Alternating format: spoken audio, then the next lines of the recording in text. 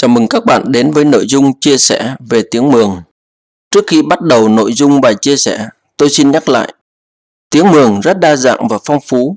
Mỗi nơi sẽ có cách nói và cách phát âm khác nhau. Vì vậy sẽ có nhiều người hiểu cũng như nhiều người không hiểu nội dung video.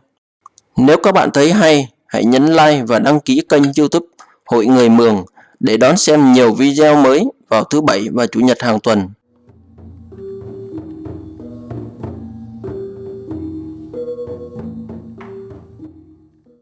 Trong nội dung bài chia sẻ ngày hôm nay, tôi sẽ nói về ao cá, tát cá và bắt cá.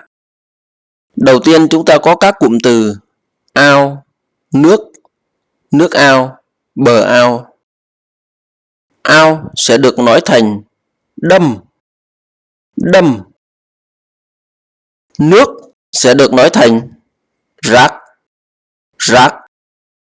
Nước ao sẽ được nói thành rác đâm, rác đâm. Bờ ao sẽ được nói thành nầm đâm, nầm đâm.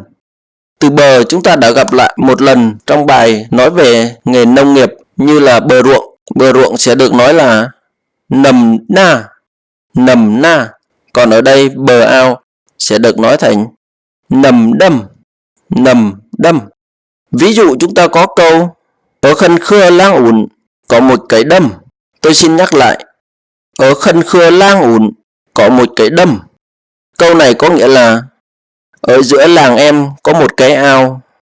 Chúng ta lưu ý ở đây có cụm từ ở giữa hoặc giữa sẽ được người Mường nói thành khân khưa, khân khưa. Hoặc chúng ta có một câu khác, ngay rào nha già còn đâm à, đỡ cho ho một ét cả dồn hãy. Tôi xin nhắc lại, ngay rào nha già còn đâm à, đỡ cho ho một ét cả dồn hãy. Câu này có nghĩa là ngày mai nhà mày tát ao à, để cho tao một ít cá giống nhé. Tiếp theo chúng ta có các cụm từ nói về cá, tôm, tép và ốc. Cá sẽ được nói thành cả, tôm sẽ được nói thành xôm hoặc xôm xôm. Tép sẽ được nói thành xép hoặc xép xép. Ốc sẽ được nói thành ốc, ốc. Ví dụ chúng ta có câu mặt đâm nha ngày ni toàn còn cả to cố. Tôi xin nhắc lại, mặt đâm nha ngày ni toàn còn cả to cố.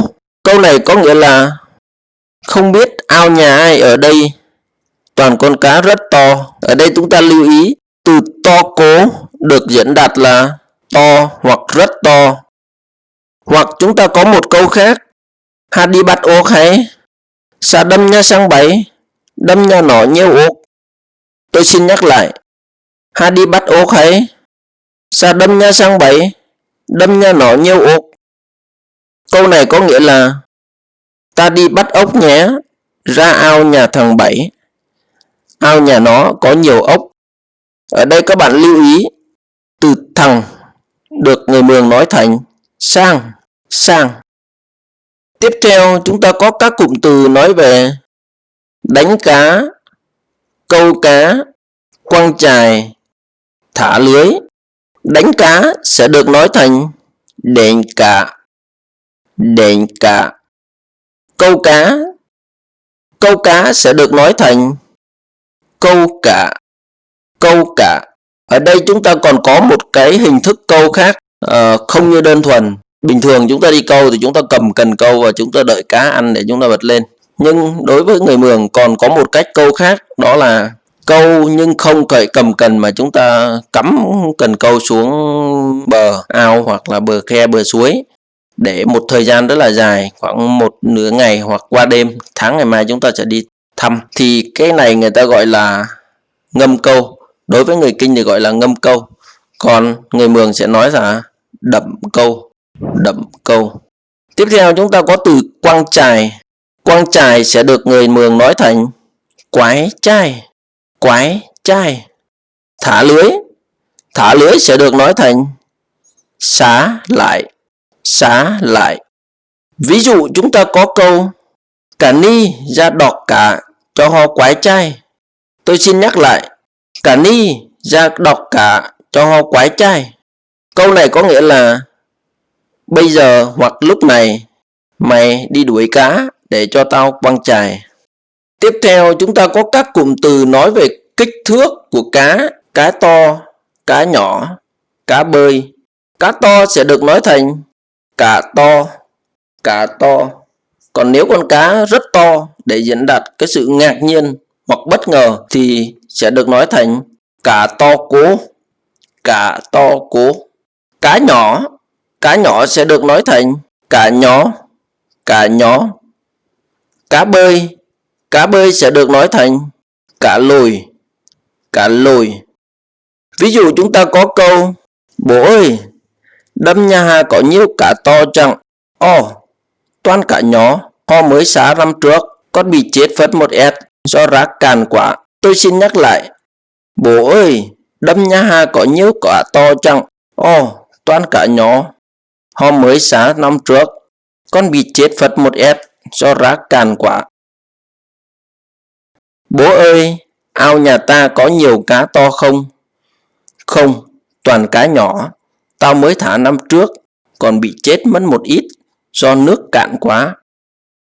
Tiếp theo chúng ta có các cụm từ nói về một số loài cá thường gặp như cá mè, cá trắm, cá trôi, cá chuối, cá chạch. Cá mè sẽ được nói thành cá veo.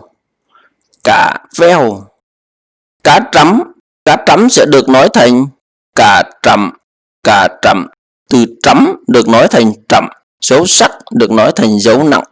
Cá trôi sẽ được nói thành cá trôi. Cá chuối sẽ được nói thành cá bồn. Và cuối cùng là cá chạch sẽ được nói thành cá trình. Tiếp theo chúng ta có các cụm từ tát cá, tát ao, bắt cá. Tát ao sẽ được nói thành còn đâm. Từ tát được nói thành còn, giống như chúng ta đọc C-O-O-N và dấu huyền. Còn đâm. Tát cá sẽ được nói thành còn cả. Bắt cá sẽ được nói thành bắt cá. Hoặc sau khi chúng ta tát cạn và người chủ nhà đã bắt hết cá nhưng vẫn còn lại những con cá nhỏ hoặc ốc và một số loài khác thì người dân xung quanh, người làng có thể được bắt cá thì người Mường sẽ gọi thành hôi cả. Ở đây chúng ta chú ý tát cá và tát ao. Thực ra hai từ này có nghĩa giống nhau nhưng mỗi nơi sẽ có cách nói khác nhau. Có nơi sẽ nói là tát ao, có nơi sẽ nói là tát cá, đều chỉ hành động chúng ta tát hết nước trong ao để bắt cá. Ví dụ chúng ta có câu ngay rào nha bác bốn còn đâm. Tôi xin nhắc lại, ngay rào nha bác bốn còn đâm.